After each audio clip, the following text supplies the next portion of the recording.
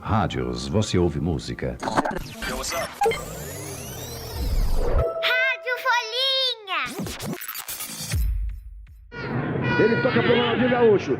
É muito emocionante quando o Brasil faz gol na Copa. Olha o que ele fez! Gol! E nas Olimpíadas, então? Cada esporte tem uma coisa diferente. Houve esses dois exemplos que aconteceram há pouco tempo. Encaixou! É isso. Raíssa Leal é medalhista de prata no skate street feminino. Será que o Bolt vai buscar? Ninguém segura o Bolt! Ninguém segura o Bolt! 9,80. Usa Bolt! 9,80. O homem é gênio, é uma fera, é uma lenda. Nosso corpo parece uma máquina. O dos atletas, então, é muito impressionante. Como eles conseguem? E se eles conseguem, será que a gente também consegue? Eu adoro aprender sobre o nosso corpo. Adoro saber o nome dos ossos, dos músculos, dos órgãos, até das características que para alguns podem parecer defeitinhos. Você sabia, por exemplo, que aquele espacinho no meio dos dentes da frente, que algumas pessoas têm que eu acho o maior charme, chama diastema? E que existe um nome para quando os olhos mostram um pouco de branco embaixo da íris? Chama sampacu. Esse episódio da Rádio Folhinha é sobre o corpo humano. E sabe quem eu chamei para me ajudar?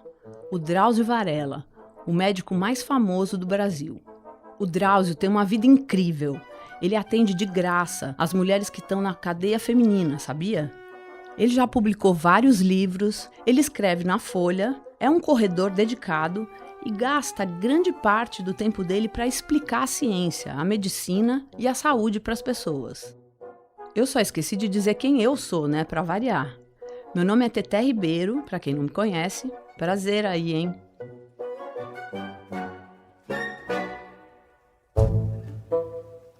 Dr. Drauzio, o que tem dentro da gente? Olha, nós somos um pacote de coisas assim, né? E esse pacote é fechado por quê? É fechado pela pele, na parte externa, né? Se não fosse a pele, as vísceras todas cairiam no chão.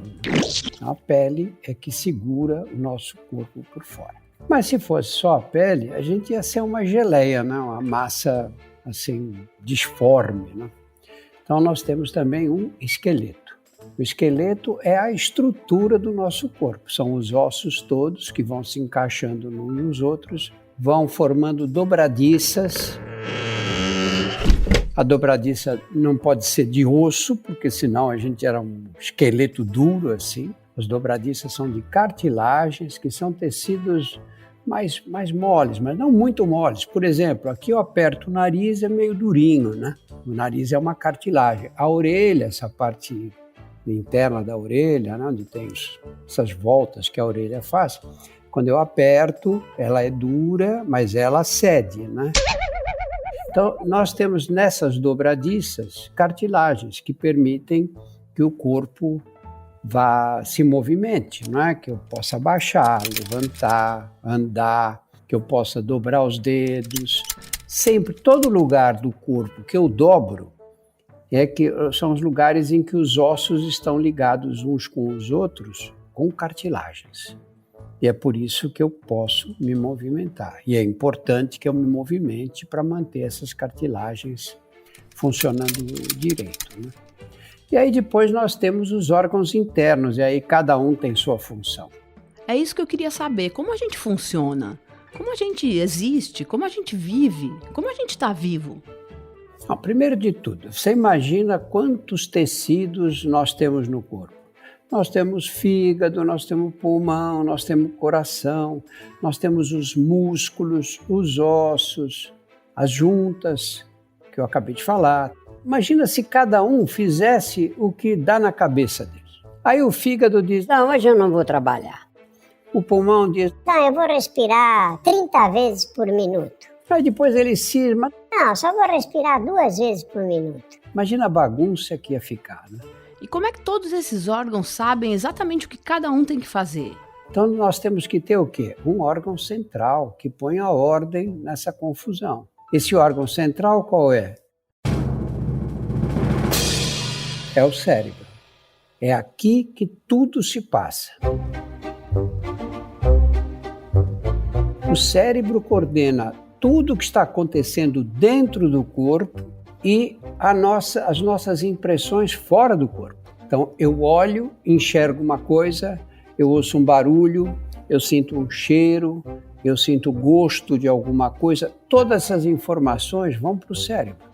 Eu me movimento, eu me mexo, eu estou sentado, aí eu abaixo. O cérebro está percebendo tudo e é ele que diz, é ele que recebe todas essas informações e diz para a gente o que a gente deve fazer, mesmo que a gente não perceba. Poderes cósmicos e fenomenais. Dentro de uma lâmpadazinha. Por exemplo, o cérebro é que diz para o coração. Bate, não para. Bate aí 60, 70 vezes por minuto. Não para de jeito nenhum. E o coração bate. Fala para os pulmões. Você tem que respirar. Quantas? Sei lá, 20 vezes por minuto. Você não vai mudar isso. Então é como se o nosso corpo fosse uma comunidade e o rei dessa comunidade, ou o presidente, ou o diretor, é o cérebro. O cérebro, exatamente. É ele que coordena tudo, ele que impede que vire bagunça. O coração bate de um jeito, o pulmão respira do outro, o fígado não neutraliza as substâncias tóxicas que a gente ingere, que a gente come, o intestino para de funcionar, a vida entraria em colapso, né? Então quer dizer que a gente por dentro é um esqueleto com músculos por cima e recheado de órgãos. Como o coração, que faz o sangue circular pelo corpo, e o pulmão, que enche de ar quando a gente respira. Tem também os órgãos que fazem a digestão de tudo que a gente come e bebe. E esse processo começa na boca e termina no bumbum, por onde sai o que não foi usado. Tudo isso é coberto pela nossa pele. E quem dá as ordens é o cérebro. Mas tem uns buracos também, né?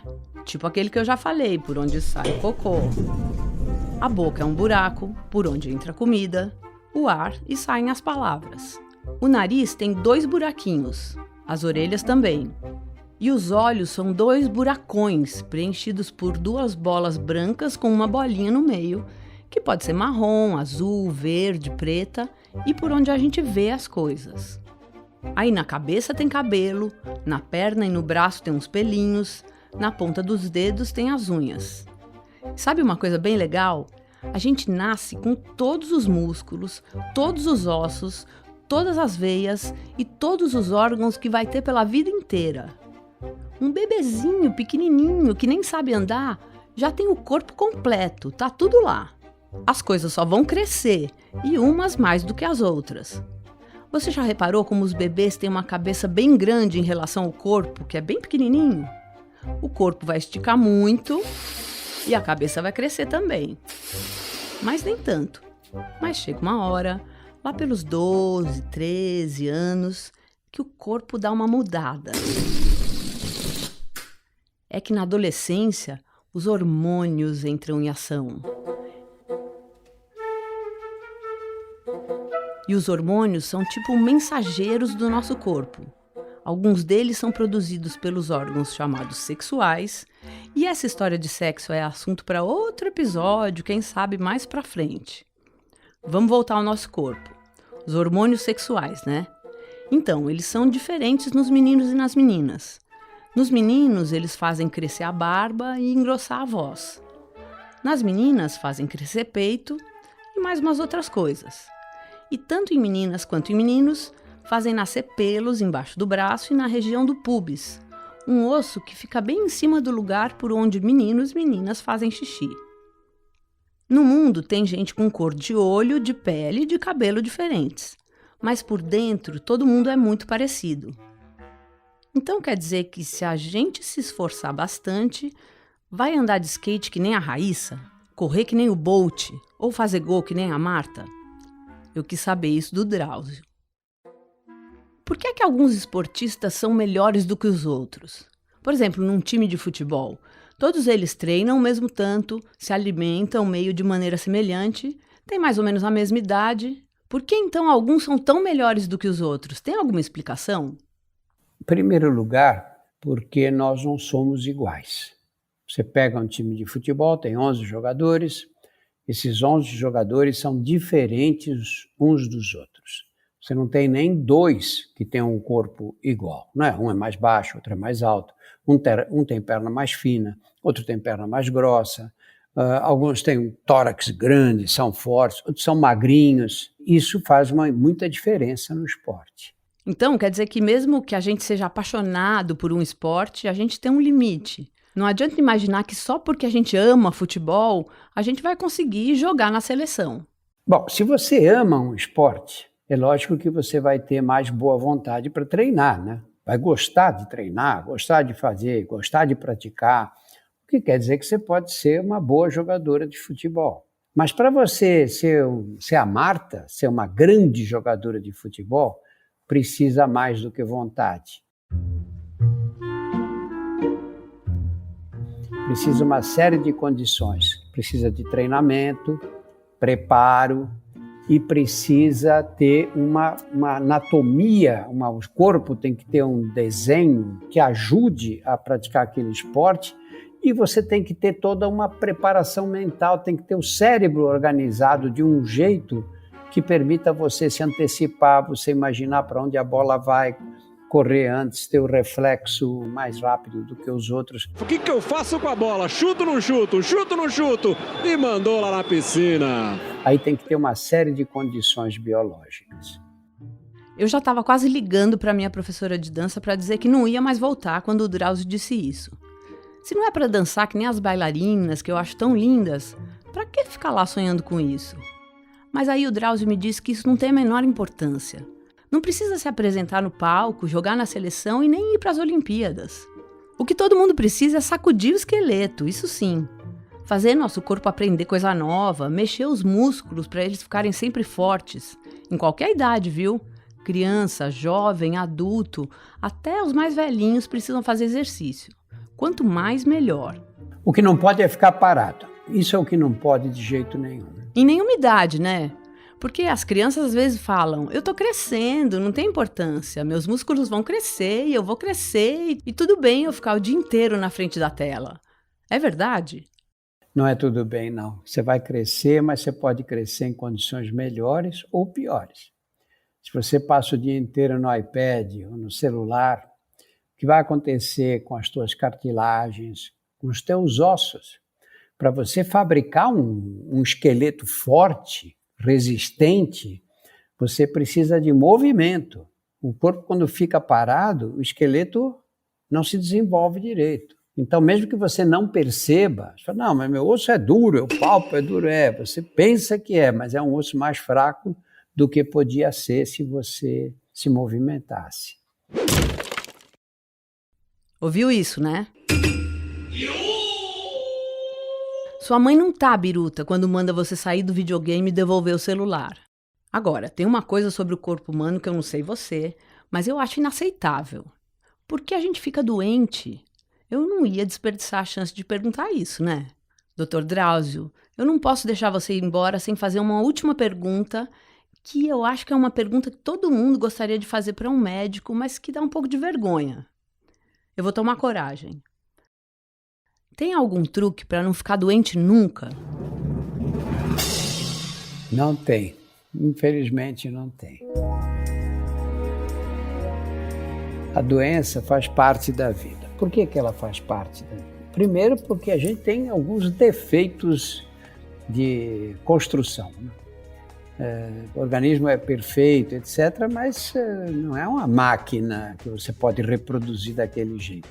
Às vezes os genes da mãe, do pai se combinaram de um jeito que uma parte do organismo vem um pouco defeituosa ou vem de um jeito que pode dar problema. Os genes que o Drauzio mencionou aqui são uns pedacinhos minúsculos que ficam dentro de cada célula do nosso corpo e que carregam as informações de como cada pessoa é. Por exemplo, a cor do cabelo, a altura, a cor da pele, o formato do rosto. Cada pessoa é formada pela combinação dos genes do pai e da mãe. Por isso que muita gente tem o olho parecido com o do pai, o cabelo parecido com o da mãe. Essas coisas que os adultos sempre falam quando veem as crianças, sabe? O segundo ponto é que nós não estamos sozinhos no universo. Nós convivemos com bactérias, com fungos, com vírus, e esses vírus estão na deles, eles querem sobreviver também. Só que às vezes, para sobreviver, precisa fazer com esse coronavírus, né? Entra pelo seu nariz ou pela boca e vai se multiplicar e causar esses problemas todos. Assim é com o vírus do resfriado, assim é com o vírus da gripe. Ficar doente é inevitável. O que nós precisamos fazer é não ficar doente por causas evitáveis. Isso sim. Acho que todo mundo já entendeu o que ele quis dizer com isso, né? Não tem saída, pessoal. Tem que comer bem, dormir direito, fazer exercício, lavar as mãos e, enquanto o coronavírus não deixar a gente em paz, usar máscara. Eu sou a Teté Ribeiro e faço pesquisa, entrevista e narração da Rádio Folhinha, que está disponível nos principais tocadores de podcasts. A edição de som é do Rafael Conkle. Nesse episódio, a gente usou áudios da Rede Globo, da Disney e do Sport TV. A gente se vê por aí. Tchau!